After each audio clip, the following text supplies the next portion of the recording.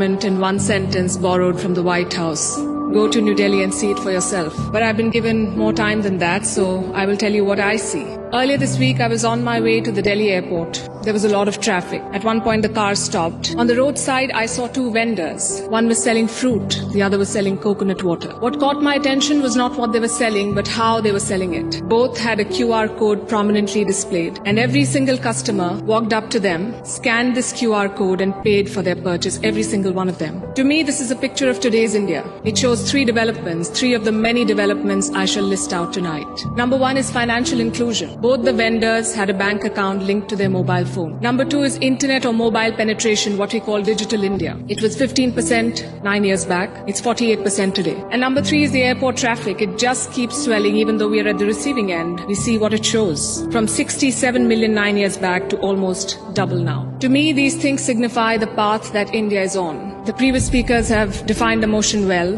but in case the evening drinks have kicked in, let me repeat. This House believes Modi's India is on the right path. And how do you determine if the path is right or wrong? You look at numbers, data, surveys, reports. I shall refer to all of these as I make my arguments. But I also want to dwell on something that's more personal, more important, I think, yet unquantifiable. I'm talking about the experience of living in today's India. I have lived in many Indias. The wary India where exciting policies and positions were abandoned. The self-doubting India where decisions were taken based on global opinion. And today a more confident India where the world comes for leadership and inspiration. You cannot put a premium on that. Indians are more prosperous at home and hence more confident abroad. Let me also tell you what I saw at the airport here in London, at the immigration counter. I saw Indians proudly flaunting their passport, none of the fidgeting or self-doubt of the last century. And if I may add, the immigration officer almost looked impressed. She was either a fan of India or just worried that she was holding up one of Rishi Sunak's relatives. We are proud of what we share with the world. Bollywood, masala chai,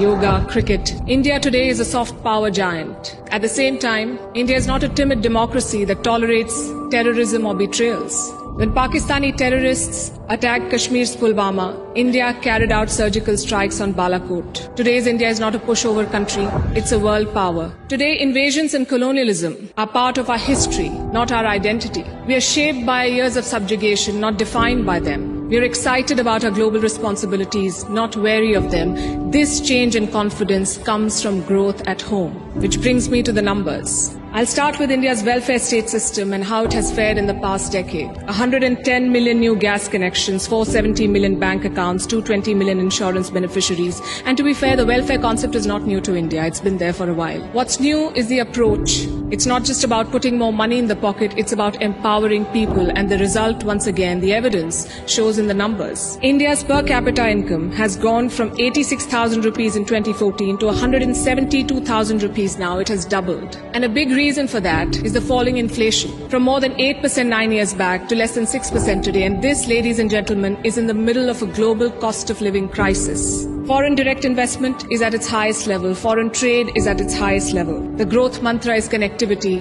and I don't have to tell the British that. First thing you did in your colonies was build roads and railways. Our growth story has been about two Indias. The urban India, the bustling urban India, and a sluggish rural India.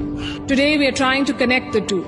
We are building more than 38 kilometers of highway every day, which is 50% more than what it was 7 years ago. The number of airports has doubled since 2014. The total capacity at seaports has doubled. This connectivity is what is driving India forward. Our constitution calls India a union of all states, which is a great tribute to our diversity. But it also meant 28 different state economies, different taxes, different trade practices. This government tried to unify it to create a single Indian market. It took time, but the result is this today. Tax collection is at its highest ever. The number of taxpayers has doubled since 2017. I have a lot of data I could go on, but you get the drift. So now I'm going to talk about India's global position, because your path is also about your role in the world. Are you a troublemaker or a consensus builder? I think there is no doubt as to where India stands. India is a member of the Quad and the SCO. India is invited to the G7, but is also a member of the BRICS. India rubs shoulders with the West, but also leads the global South. Which other country can claim to juggle these roles? And how does India do it? Because we are not trying to play an outsized role in the world, we are trying to play the right role. In the Russia-Ukraine war, India has not taken sides. And I know it confuses a lot of people here, but back home the thinking is very clear. It is not in our national interest to pick sides and make things worse. India has excellent relations with Russia and the West, and we want to preserve that. It's like when your two good friends fight. Do you pick sides and make things worse? Or do you try to talk sense to them and bridge the divide? I know what a good friend would do. I see what India is doing. India has always tried to be a part of the solution, not the problem. Look at our neighborhood policy. When Sri Lanka was sinking, India provided assistance worth $4 billion, no strings attached, no grudges held for Colombo's proximity with China. A lot of people say that India is losing control of South Asia. I say South Asia was never India's to control. New Delhi is building relations based on mutual respect and equality, and the results show beyond government interactions. Countries like Nepal and Bhutan are using India's online payment systems. Students from the neighborhood come to India for training, grants, and scholarships. This government has aced what we call Buddhist diplomacy. It is leveraging India's position as a cradle of Buddhism. All these initiatives have made India popular. The world stands with us against Chinese expansionism. The global South looks up to us for leadership. The global North looks up to us for partnership. I think that's the hallmark of great diplomacy and statecraft,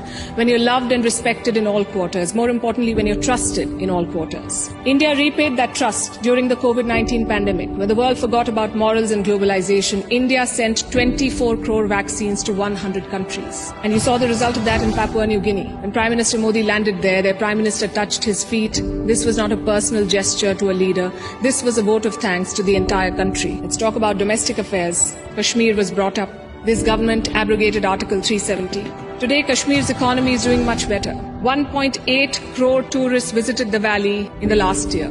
That's the highest ever in Indian history, 1.8 crore. Kashmir is getting its first ever foreign direct investment, and that too from a company in the UAE. But since this is Kashmir, let's not limit ourselves to finances. Let's talk about security. Terror attacks in the valley have almost halved in the last few years. The numbers are staring in your face. Security is better, economy is better, Kashmir is better. Plus, we have corrected a historical wrong imposed on India. Let me also address something else that was raised by the opposite side, and that is religious intolerance. It's easy to quote anecdotal evidence and paint an entire country as intolerant, but random elements and sporadic incidents do not speak for India or its leadership or its government. Only policies do, and I'll tell you about those policies. More Muslim students got scholarships in Modi's first term than the previous government. I'm talking about 2 million more Muslim students. If the idea was to marginalize them, why give them more scholarships? Look at the government's Hajj policy. Prime Minister Modi held personal talks with the Saudi regime to increase India's Hajj quota. In 2014, it was 136,000. By 2019, it was more than 200,000. Again, if the idea was to marginalize Muslims, why increase the Hajj quota?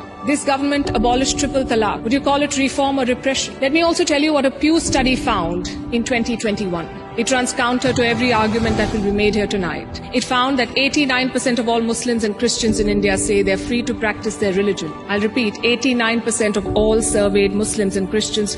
But no, let's build on perceptions and anecdotes, not on facts. I would also point you to all the social schemes, the bank accounts, the gas connections, the insurance policies. They're available to all citizens of all religions. Does that mean India cannot do better?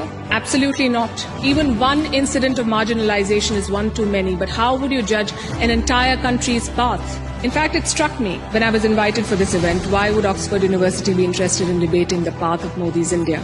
Because India has defied Western predictions. It's the world's largest democracy charting its own course. India today has shed the burden of trying to comply with Western constructs. No amount of lecturing or virtue signaling is shaking India's confidence, and that is what unsettles critics. There are hit-and-run experts with no accountability who make pronouncements based on their political leanings to create an anti-India narrative. GDP growth won't touch 5%. There was corruption in the Rafale deal. The government was snooping in opposition parties using Pegasus. All of these make for juicy headlines, and they make it look like everything is wrong in India. But when a Supreme Court investigation finds no wrongdoing, when India's growth crosses 7%, who is questioning these experts? When an 85% Hindu majority Karnataka votes out the BJP, is the West then lauding India's secular credentials? You see, to judge a country's path, you have to be able to separate agenda-driven narrative from facts. In conclusion, let me say this. For any country in the world, there is always a wrong path. Enough dictators and autocrats have shown us, but there is no single right path. Britain has its own right path. India has its own right path. As long as democracy is respected, as long as the constitution is respected, I would say to each their own.